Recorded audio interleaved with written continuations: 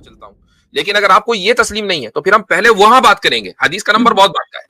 وہ اس والے چیز سے تو مجھے سمجھ آ گیا کہ ہاں ایگزیکٹلی ایک سپریم بینگ جو ہے وہ ہمارے لائف میں انٹرفیئر کرتا ہے اور یہ سب چیزیں تو مجھے سمجھ میں آ گئی. بٹ ابھی میں ادھر سے کنفیوز ہو رہا ہوں، جیسے کہ رسالت جو ہے اور حضرت محمد صلی اللہ علیہ وسلم پہ ہی آئی تھی یا نہیں آئی تھی، اس چیز کو بس. تو ایک حدیث ہے، آپ میں اسکرین شیئر کر سکتا ہوں؟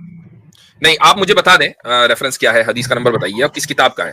جی یہ ہے دا بک آف پیوریفیکیشن.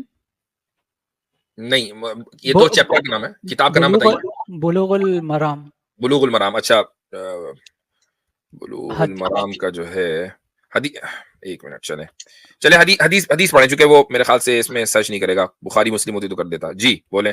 یہ ہے Allah's messenger صلی اللہ علیہ وسلم used to wash the semen and then go out for prayer in that very garment, and I could still see the trace of the washing on it, agreed upon.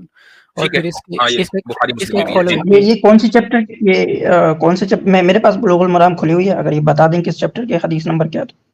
اس کا لکھا ہوا ہے بلوغ المرام دا book of purification اور پھر حدیث 27. ہاں، کتاب الطہارہ میں حدیث نمبر 27 ہے. جی مشہور حدیث ہے یہ، بخاری مسلم میں بھی ہے اور اسی طریقے سے ترمذی میں بھی ہے. جی جی فرمائیے، اس میں مسئلہ کیا ہے؟ مفتی صاحب اس کا 28 بھی ہے. I used to scrape the semen of the garment of Allah's messenger. ہاں آ گیا، اس میں بتائیں مسئلہ کیا ہے. جی جی جی مسئلہ بتائیے. جی تو میں عامر حق صاحب کی اسٹریم دیکھ رہا تھا، تو وہ اس چیز پہ، وہ جو ہندو کی بکس میں اس طرح کی باتیں لکھے ہوئے تھے تو اس چیز پہ کرتے. تو میں یہ سوچ رہا ہوں کہ یہاں پہ بھی تو وہ سب مطلب اس طرح کی باتیں ہے کہ مطلب سیمن لگا ہوا، یہ سب مطلب What does that mean؟ اس طرح کی بات ہے، یعنی اس میں کیا مسئلہ ہے، مسئلہ بتائیے. مطلب سیمن لگا ہوا ہے، اس چیزوں کی بات ہو رہی ہے نا کہ سیمن نہیں لگ سکتا کپڑوں پہ. میں اس سینس میں نہیں بول رہا، جیسے کہ اس کو مجھے اس کی سمجھ نہیں آ رہی کہ اس کی کیا ضرورت ہے ادھر ہونے کی، کیا ضرورت ہے. چلیں ٹھیک ہے، میں بتاتا ہوں آپ کو. مثلا آپ اگر واش روم جائیں، باتھ روم جائیں اور وہاں نمبر 1 کریں، نمبر 2 کریں، تو اس کے بعد آپ کو پیوریفائی کیسے کرنا ہے، کیا اس کی آپ کو ضرورت ہے؟ جی ہے. ٹھیک ہے. اچھا، اگر نائٹلی فال ہو جائے، ایجیکولیشن ہو جائے، اور اب اس کے بعد کیا کرنا ہے؟ ویسے ہی اٹھ کے کپڑے پہن کے نکل لینا ہے یا نہانا وانا ہے؟ اس کی ضرورت ہے آپ کو؟ جی ہے. تو اس حدیث میں اس کے علاوہ اور کیا بتایا گیا ہے کہ رسول اکرم صلی اللہ علیہ وسلم کے کپڑوں پر سیمن لگتا تھا. ظاہر ہے کہ وہ سیمن اس لیے لگا، کون بتا رہا ہے؟ بیوی بتا رہی ہے. شوہر اور بیوی کا جو تعلق ہے وہ ایک فطری تعلق ہے، اس پر کوئی آدمی دنیا میں اعتراض نہیں کر سکتا، یہ ایک نیچرل اور فطری تعلق ہے. تو بیوی بتا رہی ہے کہ رسول اکرم صلی اللہ علیہ وسلم کے کپڑوں پر سیمن لگتا تھا. ظاہر ہے کہ یہ اس لیے لگتا ہوگا کہ نیچرل تعلق ہوا ہے قائم. اب اس حال میں پاکی کیسے کرنی ہے؟ ایسا نہیں ہے کہ وہ لگے نماز پڑھانے کے لیے چلے گئے، اس کو باقاعدہ واش کیا جاتا تھا. لہٰذا اس سے یہ نتیجہ نکلا کہ اگر کسی بھی شخص کے کپڑوں کے اوپر سیمن لگ جائے تو اس کی پاکی کس طریقے سے ہوگی؟ اس کو واش کیا جائے اور اس کے بعد پھر وہ چاہے کپڑا گیلا ہی کیوں نہ ہو اس کو پہن کر نماز پڑھی جا سکتی ہے. یہ مسئلہ بیان کرنا ہے اس حدیث میں. اور جو 28 میں کہ وہ خرشنا اسکریچ، اگلی حدیث وہ ہے. ہاں تو دیکھیں یہ ساری حدیثیں جو ہے چونکہ ہماری پڑھی ہوئی تو ہمیں فوراً پتہ چل گیا کہ اگلی حدیث کیا ہے. ہوتا یہ ہے کہ مقصد یہ ہے کہ کپڑے کے اوپر سیمن نہ لگا ہوا ہو. اگر مان لیں وہ اتنی بڑی مقدار میں ہے کہ اس کو آپ پانی سے دھلیں گے تبھی وہ صاف ہوگا تو پانی ضروری ہے، اور اگر وہ اتنی کم مقدار میں اور اتنا تھک ہے کہ وہ ڈرائی ہو گیا اور اس کو آپ اسکریچ کر کے ریموو کر دیں تو بھی کافی ہے. اصل پوائنٹ یہ ہے کہ کپڑوں کے اوپر سیمن نہیں لگنا چاہیے جب آپ نماز پڑھ رہے ہو، کپڑے پاک ہوں. وہ کسی بھی طریقے سے آپ پاک کریں، پانی کے ذریعے اگر ہوتا ہو تو پانی کے ذریعے کریں، اور اسکریچ کر کے ہوتا ہو تو اسکریچ کر کے کریں. آپ صلی اللہ علیہ وسلم کی زندگی میں دونوں واقعات میں دونوں حدیث کے اندر آ گئے. یہ مقصد ہے. میں سمجھ گیا. اچھا، اور یہی وجہ ہے کہ یہ دونوں حدیثیں آپ کون سی چیپٹر میں ملیں گی آپ کو؟ آپ نے بھی خود ہی بتایا، بک آف پیوریفیکیشن. اس کا مطلب یہ ہوا کہ جس شخص نے یہ حدیثیں یہاں لکھی ہیں، بلوغ المرام کے مصنفوں کے، بخاریوں کے، مسلموں، انہوں نے اس حدیث کو اسی لیے یہاں پر لکھا چونکہ اس حدیث سے پیوریفیکیشن کے مسئلے سمجھ میں آ رہے ہیں کہ ہم اپنے آپ کو پیوریفائی کیسے کریں. اور پیوریفائی کرنے کے یہ مسائل بیان کرنا اس لیے ضروری ہے کہ اسلام میں نماز آپ پڑھیں گے تو پاکی کی حالت میں پڑھیں گے، طہارت کی حالت میں پڑھیں گے، آپ گندگی کے ساتھ نماز نہیں پڑھ سکتے. تو رسول اکرم صلی اللہ علیہ وسلم کی زندگی سے یہ معلوم کرنا ضروری تھا کہ ایک انسان کے جس کو نجاست یعنی جو گندگی ہے وہ ہماری زندگی میں ظاہر سی بات ہے کہ ایک نیچرل چیز ہے کہ ہم نمبر 1 کرتے ہیں، نمبر 2 کرتے ہیں، سیمن بھی ہوتا ہے، سب چیزیں نیچرل ہے، آپ اس کو روک نہیں سکتے. لہٰذا ایسی صورتحال میں آپ پاکی کیسے حاصل کریں گے؟ رسول اکرم صلی اللہ علیہ وسلم کی زندگی سے یہ جاننا ضروری تھا، اس میں بے حیائی نہیں ہے.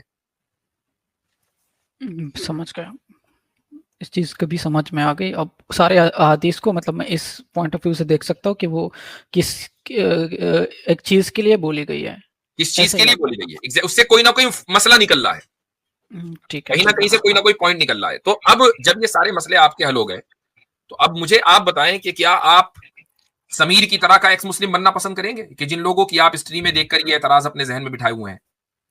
وہی لوگوں کا دماغ خراب کرتے ہیں یہ سب چیزیں بول کے، اوپر سے مجھے نہیں پتا تھا اس طرح کا. تو میرے بھائی آپ کیوں اپنی عاقبت خراب کرتے ہیں، کیوں اپنی آخرت خراب کرتے ہیں ان لوگوں کی وجہ سے کہ جن کی دنیا اور آخرت دونوں خراب ہے. آخرت کے لیے ہم دعا گو ہیں کہ اللہ تعالیٰ ان کو ہدایت دے. فی الحال تو ایسا ہے کہ ان کو ہدایت نہیں ملی ہوئی اور دنیا خراب ہو چکی، ٹھیک ہے، مارے پھر رہے ہیں. جنہوں نے اڈاپٹ کیا تھا انہوں نے بھی آگ کر دیا، کبھی اس لڑکی کے ساتھ کبھی اس لڑکی کے ساتھ. مجھے ایک بات بتائیں کہ جن لوگوں کی اسٹریم میں دیکھ کر آپ رسول اکرم صلی اللہ علیہ وسلم کی مورالٹی پر کوشچن کر رہے ہیں، کیا وہ خود وہ بھی کہیں نہ کسی مورالٹی پہ اترتے ہیں؟ کیا کسی درجے میں آپ ان کو مورل کہہ سکتے ہیں؟ نہیں، وہ سمیر کو تو اسپیشلی میں نے دیکھا جس طرح سے وہ ادھر آیا پھر واپس چلا گیا، تو اس سے تو بالکل نہ صرف یہ کہ ادھر آیا واپس چلا گیا، اس کی اپنی زندگی کا جو کردار ہے وہ دنیا کے سامنے ہے، اس لیے ہم اس کو ڈسکس کر رہے ہیں یہاں پر. ایگزیکٹلی. تو جو اتنے پست کردار کے لوگ ہوں کہ جن کے ساتھ آپ اٹھنا بیٹھنا پسند نہ کریں. لٹرلی میں کہہ رہا ہوں کہ آپ کے والدین کو، پیرنٹس کو اگر یہ پتا چل جائے کہ آپ سمیر کے دوست ہیں تو وہ آپ کے اوپر ناراض ہوں گے اگر وہ سمیر کو جانتے ہوں گے کہ بھائی تم کس آدمی کے ساتھ تم بات کر رہے ہو، وہ تمہارے لیول کا نہیں ہے. تو ایسا آدمی اگر کسی اور کی کردار کشی کرے اور کسی اور کی مورالٹی کے اوپر اگر سوال اٹھائے تو اس کو تو یہ حق بنتا ہی نہیں. اور آپ جیسے لوگوں کو جو پڑھے لکھے، مجھے لگ رہا ہے کہ آپ پڑھے لکھے ہیں، آپ جیسے لوگ اس سے متاثر ہو جائیں یہ تو ہونا ہی نہیں چاہیے. اور میں نہیں سمجھ رہا کہ آپ سمیر سے متاثر ہیں، میں صرف اس کا نام لے رہا ہوں، باقی اور بھی لوگ ہیں، لیکن یہ سارے اس حمام میں سارے ننگے ہیں. بات کہنے کا مقصد یہ ہے. میں زیادہ تر اس کو دیکھتا تھا ایڈم سیکر کو، ٹھیک، لیکن وہ پھر اب ماشاءاللہ ان کے سارے ڈاؤٹس جو ہے وہ الحمدللہ کلیئر ہو گئے ہیں. تو ایز اے گڈ ہیومن ہم کہتے بھی ہیں کہ اچھائی کی طرف جانے میں جو ہے وہ دیر نہیں لگانی چاہیے، کہ جب ہمیں اچھائی مل گئی ہو تو پھر اسے لپک کے لے لینا چاہیے. تو ماشاءاللہ سینسلیس بھائی آپ کافی سلجھے ہوئے آدمی ہیں اور آپ کے جو بھی ڈاؤٹس ہیں وہ کلیئر ہو گئے ہیں. تو اب ہماری ذاتی خواہش ہے کہ آپ جو ہے پھر سے واپس سے جو خیر ہے، جو بھلائی ہے، اس کو لپک لیں، اس کو لے لیں اور فولڈ میں جو ہے وہ آ جائیں. اچھا، اب سچ میں اگر اس طرح سے بولتا کہ میں مسلم ہوں تو اگر مجھے دوبارہ ویسے کرنا ہے تو مجھے کیا کلمہ پڑھنا پڑے گا؟ جی ہاں بالکل، چونکہ آپ نے اسلام چھوڑ دیا تھا اور اقرار کر لیا تھا کہ میں ایکس مسلم ہوں، میں نے اسلام چھوڑ دیا ہے. تو جب آپ نے اقرار کر لیا تو آبویسلی بات ہے کہ آپ مسلمان نہیں رہے، اور ان 4-5 مہینوں تک آپ مسلمان نہیں تھے. تو میں نکل گئے، ان کے لیے تھوڑا سا جگہ بنا دیں پلیز. اچھا، تو ایک منٹ. تو بہرحال آپ کو کلمہ پڑھنا پڑے گا، دیٹس دا پوائنٹ. تو ابھی پڑھنا پڑے گا، مطلب میں ابھی اگر چاہوں تو میں شہادت لینا چاہتا ہوں. بالکل لیجئے، نیک کام میں دیر کس چیز. میں شروع کروں؟ بالکل شروع کیجئے. اشہد ان لا الہ الا اللہ و اشہد ان محمدن عبدہ و رسولہ. ماشاء اللہ، ماشاء اللہ، مبروک مبروک، بہت مبارک. اللہ اکبر. بہت شکریہ، بہت شکریہ. اللہ تعالیٰ آپ کو ایمان پر باقی رکھے اور آپ کو دین میں ثابت قدمی کے ساتھ جمائے رکھے اور آپ کو دین کے اوپر چلائے اور ان فتنوں سے بچائے. کبھی کوئی سوال ہو ذہن میں تو ادھر آئیے گا. ہاں، ہمارے پاس ہماری اسٹریم روزانہ ہی کسی نہ کسی کے چینل پر ہو رہی ہے. اور دیکھیں ایک چیز میں اب آپ کو بتا دیتا ہوں کہ شراب خانہ جو ہے نا، چاہے آپ وہاں کوک پینے جا رہے ہیں لیکن ہے پھر بھی وہ شراب خانہ، ٹھیک ہے. مثلا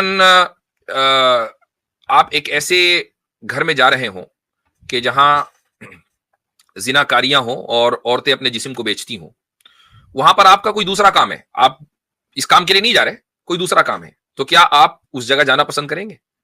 آپ یہ سوچیں گے یار میں وہاں جاؤں گا تو لوگ کہیں گے کہ یہ بھی اسی کام کے لیے گیا ہے. تو بھائی یہ جو سارے چینل ہیں نا، یہ سب اسی طرح کے براثلز ہیں، تو ان سے آپ بچیں. چونکہ اگر ان ڈاکوؤں نے ایک مرتبہ ایمان پر حملہ کیا ہے تو وہ دوسری مرتبہ بھی کر سکتے ہیں، چونکہ ایمان پر حملہ کرنے ہی کے لیے انہوں نے اپنے براثلز کو قائم کیا ہے. تو this is an advice from me. ٹھیک ہے, بہت شکریہ, میں سمجھ گیا. چلیں جی, شکریہ بہت بہت. چلے بہت بہت شکریہ. اگر کوئی ڈاؤٹ ہوگا تو ضرور ادھر آؤں گا. آپ لوگوں کا بہت بہت شکریہ. الحمدللہ میں ایسا ہلکا سا فیل ہو رہا ہے. الحمدللہ, ماشاء اللہ. اللہ حافظ, اللہ حافظ, اللہ حافظ. السلام علیکم و رحمۃ اللہ. اچھا جی, میں آپ سبھی حضرات سے یہ گزارش کروں گا کہ اس ویڈیو کو اپنے جتنے بھی گروپس ہیں اس میں شیئر کریں. اسی طریقے سے اگر آپ لائک کریں گے تو اس سے یہ ہوگا کہ جو یوٹیوب الگوریدم ہے تو آپ کے جو فالوورز ہیں یا جو آپ سے لوگ جڑے ہوئے ہیں ان تک یہ ویڈیو پہنچے گی. یہ ضروری ہے کہ اسلام کا جو پیغام ہے مسلمان نہیں پہنچائیں گے تو پھر کون پہنچائے گا؟ ہمارا کام ہے یہاں آ کر گفتگو کرنا, آپ کا کام ہے اس گفتگو کو آگے پہنچانا.